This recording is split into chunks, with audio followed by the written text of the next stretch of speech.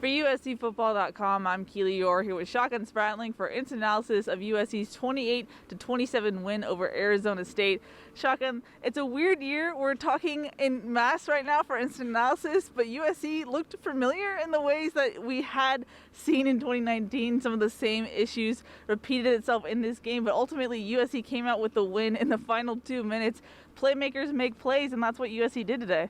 Very true. I mean, it feels there's so many things that are different this year. You got cardboard cutouts, no fans, we're wearing masks, we're in different areas. You're not on the field, I'm not on the field. It's way different. Yeah.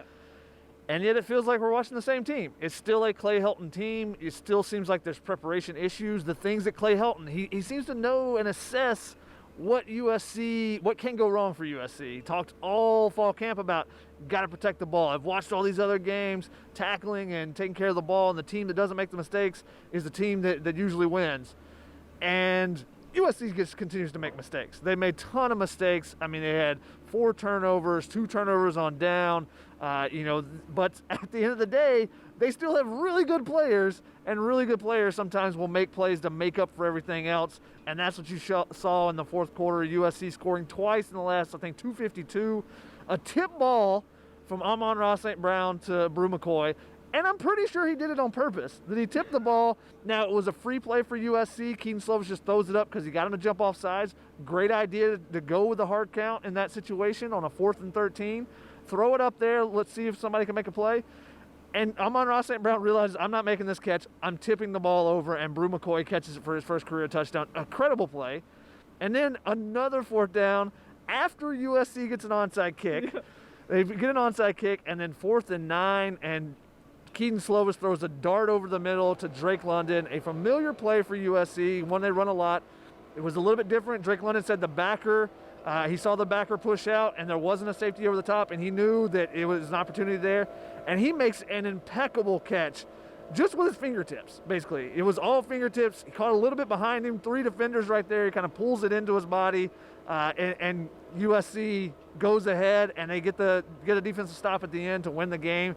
So their big-time playmakers made some big-time plays, but there were still some issues with this team that we've seen over and over and over in the past, and they just reared their head again. Luckily for USC, they get out of here with a win, because this is basically deciding the Pac-12 South. Yep. I still think that the USC's not going to, just necessarily – I think they're going to run through the rest of the Pac-12 South. Even though you were fearful of that Utah game, Yep. I think they'll run through it, and this was the decider to get out of here with a win when a lot of things didn't go right for them. Says how much talent this team has. So after the game you saw, you're still expressing confidence for the rest of the season. I'm just wondering, how can you be so confident given that we've seen, because these weren't issues of pandemic issues, if you will. This wasn't like, you weren't practicing for a couple months, you're a little rusty. Of course you're going to see that, but like I said at the top, these are issues that we've seen in non-pandemic times. How do you think the Trojans will turn this around and run the table, as you suggested? I just think that the Pac-12 South's not that good. True. I think that's a big part of it. And USC has a ton of talent. Now, the big issue still in the offensive line. You got to be able to get a push on 3rd and 1, 4th and 1, and Arizona State was able to stuff those plays frequently.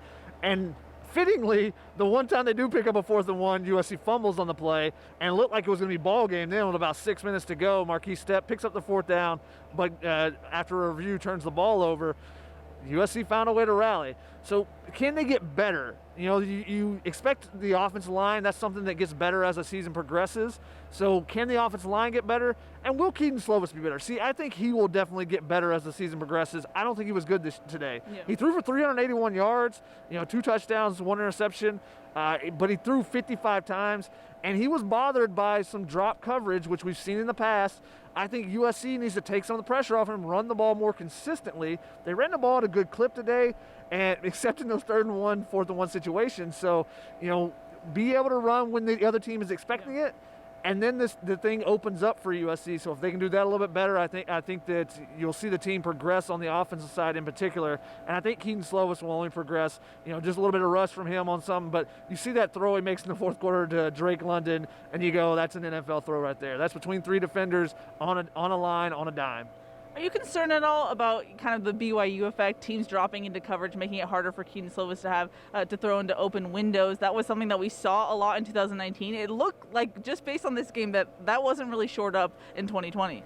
Yeah, it's something that is obviously teams looking at this tape are going to go, we'll see. We saw what worked with Arizona State. This is something that's bothered USC in the past. I thought last year USC got much better as the season progressed, Keaton Slovis in particular, of finding the holes in the zone, when they were dropping 8, and you're having some of those type of coverages.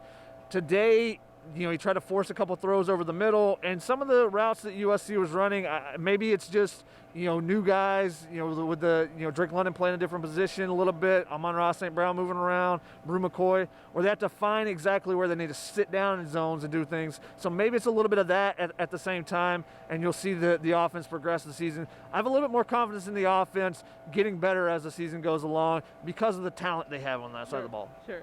Now, this was the debut of Todd Orlando's new scheme. What did you take away from it? I feel like it was hit or miss at times. At times, it looked like their tackling angles were poor, or they were just a little slow. But then you have Isaiah Pola-Mao read a reverse, get a 14-yard loss. There's good plays and bad plays. What do you take away from it? You get a new coordinator, but you have some of the same issues. And you saw a mobile quarterback be able to extend plays with his legs, pick up some big third downs. USC at one point, the play that Isaiah Pola-Mao, suddenly it's 2nd and 24, and they picked that up in 2 plays with Jaden Daniels running 31 yards on a 3rd and long situation. So there were some 3rd and long areas. They got to get better at that. That's something that troubled USC under Clancy Pendergast as well. But one of the things, like you talk about with Isaiah Pola-Mao in that play, they weren't fooled by misdirection. That's something that really they struggled with last year. The Iowa Holiday Bowl game in particular didn't have that issue at all today. And I thought that they were able to, play some man coverage on the outside, and those guys stepped up and made some plays. Not a ton of plays. Now, granted, Arizona State's passing offense left a lot to be desired today. It was supposed to be drummed up as this great quarterback battle. I don't think either of the quarterbacks really looked that great. Jaden Daniels ran for over 100 yards, but he only threw for, I think, 155 yards. He lost Frank Darby, his top wide receiver, early in the game, so that affected him for sure, and they had some young wide receivers. So there's going to have to be some more adjustments and more plays.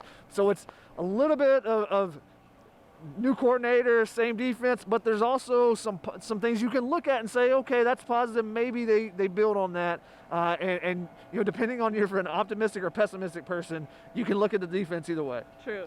Now, something that did look a little different to us was special teams, especially because Parker Lewis, the true freshman, got the start. The rookie got pushed into a situation where he was called on. He had an onside kick. I believe he told you that, or he said on the radio that they'd never practiced that before. But that seems curious, right? Yeah, I don't know if the way he said it made it a little bit ambiguous, whether he had never kicked one in a game or if they hadn't practiced it. Brew McCoy said that said that they had not, it was the first time that they hadn't really repped an onside kick. Now, I don't know if that means he hadn't been in there. He said he was on the sideline, and they say, hey, you're going in here. This is where you're running. He recovers the onside kick. At least he's credited for it. He had a chance early and didn't jump on it, but the ball bounces around, and huge play for USC.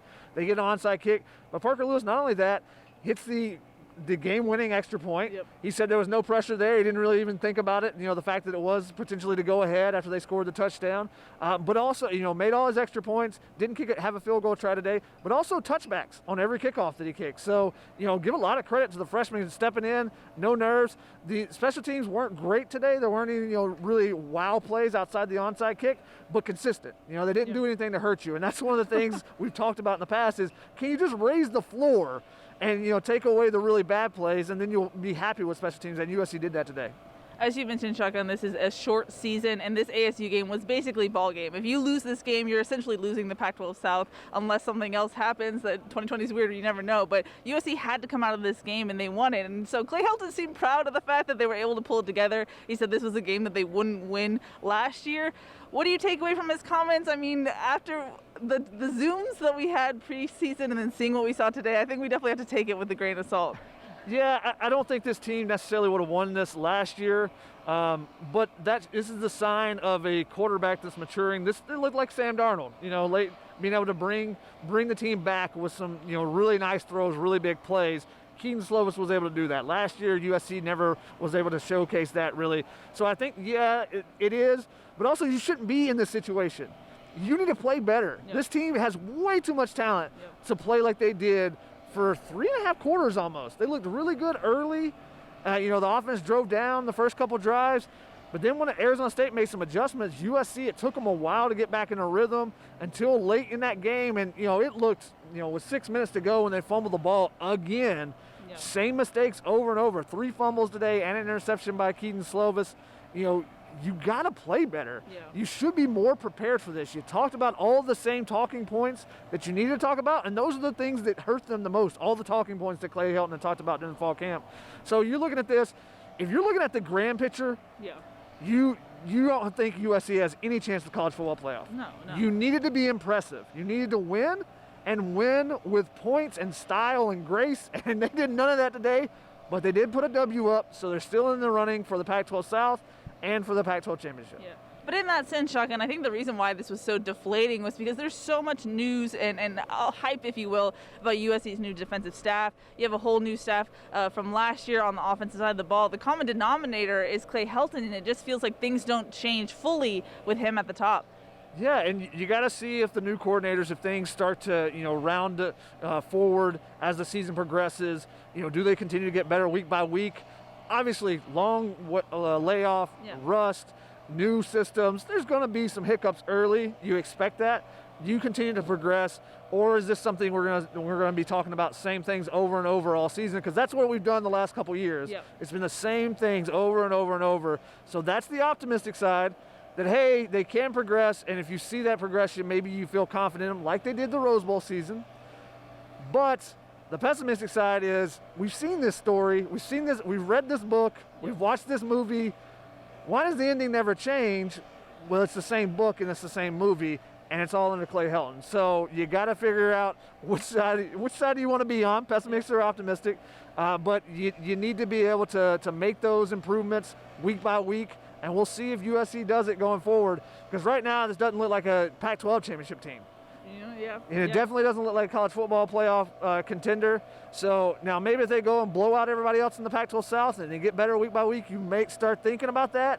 And if things fall the right way with a bunch of other teams, then maybe they get a chance. But, looking at the big picture, that in the third quarter, the fourth quarter, I'm looking at it and go, well, no chance of that happening. The Pac-12 is going to put all their chips in on Oregon to hopefully be a college football playoff team. Yeah, exactly.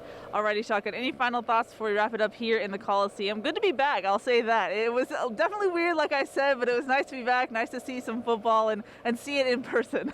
A couple of standouts I wanted to point out. We talked about the freshman Parker Lewis, but how about 2 seniors? Marlon Tuipulotu having to step up with Jay Tufele being out. Brandon Keely also did not dress today. We found out before the game he was going to be out. And Stephen Carr, the running back, looked like freshman year Stephen Carr. And that's usually not something you want to hear about of a senior. But with Stephen Carr, the explosiveness looked back. He made 3 or 4 guys just grasp for air like there was nothing there. So good to see both those guys making some big plays as seniors and stepping forward and potentially, having really good years to potentially finish their USC careers. Mm-hmm. Exactly. Alrighty, that's going to wrap it up for USC's 28-27 win over Arizona State. For Shotgun Spratling, I'm Keely Eure. For more, check out uscfootball.com.